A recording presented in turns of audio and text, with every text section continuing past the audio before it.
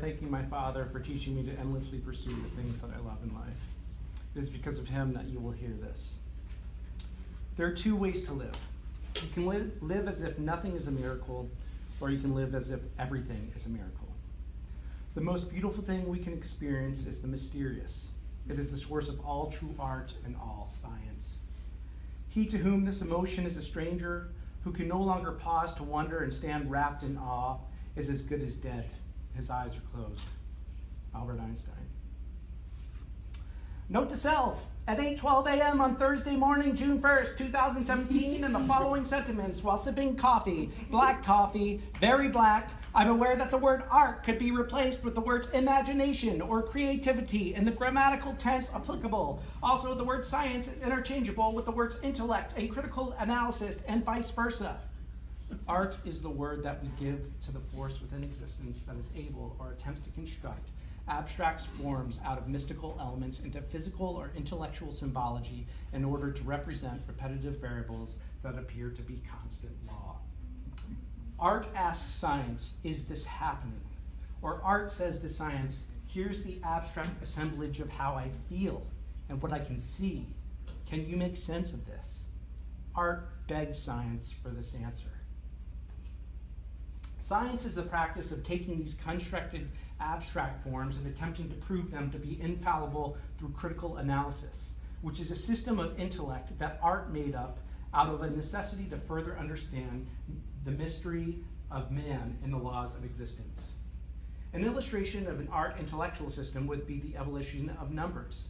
Fingers turned into dashes, dashes turned into Roman numerals turned into numeric symbols that we know today, which have unlocked the code of physics and technology. Our number system is a means to an end, but certainly not the only means, as many systems can accomplish describing our associations to the laws of the universe. Note to self, everything that exists in specificity to humankind is a construct of imagination and intellect. My job, the economics that run them, the laws that govern me, the morals I regard as ethics, the language I speak, the clothes I wear, the buildings I've lived in, the car I drive, the foods I eat, the way I make love, what I believe, and how I will raise my children are all made up. They are constructs of simplification born out of mystical abstract forms that I put in place to comfort my ego in the presence of an undefined sense of purpose. What we have as an example of art within our world are artworks, which serve as a physical index, much like a fossil, reminding us of the presence of this art force that has been translated through the hands of humans within a plot of time. Successful works of art hold or emanate the essence of this art force within their objecthood. The famous philosopher Martin Heidegger would refer to this as the thingliness of the thing. It is an idea that an inanimate object can contain the power to elicit a response from the living. A singular response to an artwork can initiate new intellectual pathways, inspirations, and conversations. In other words, they can affect you.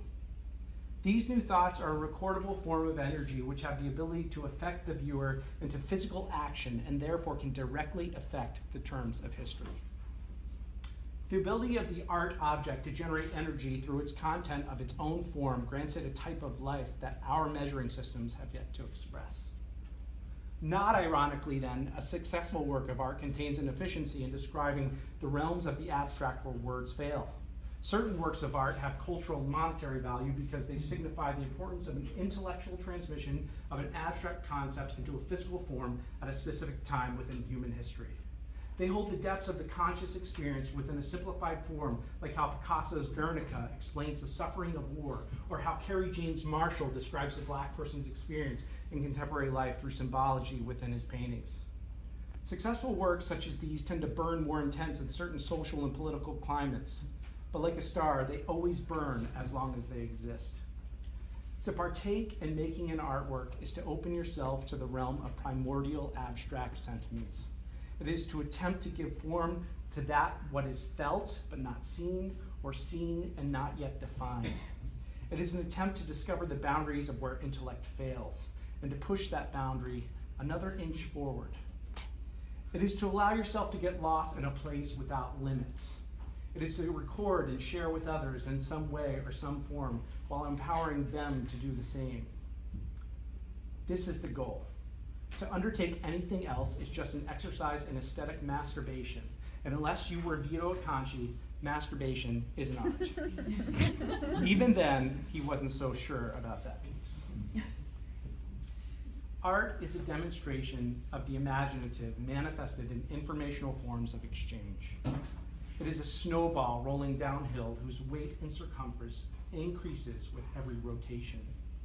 Eventually, it will reveal smashed grass within its trail and pick up the ground in clumps. Soon, all we will see will be the earth and stones tumbling around us as we spin downward. Dirt, blue sky, Ford F-150s, power lines, iPhones, unlaunched satellites, and clear plastic Starbucks to-go cups will all be tumbling over each other while grinding upon our world's crust. They will cut it like the grains of sandpaper until we eventually break through and are devoured by our own mantle. Then we will reach the essential aspect of just spinning, no longer down but perfectly in place, as one heated liquid ball slowly hardening in a cold vacuum. We will feed upon the heat of other bodies far away, only to begin again as something else, except this time we'll have the distant knowledge of what we were before.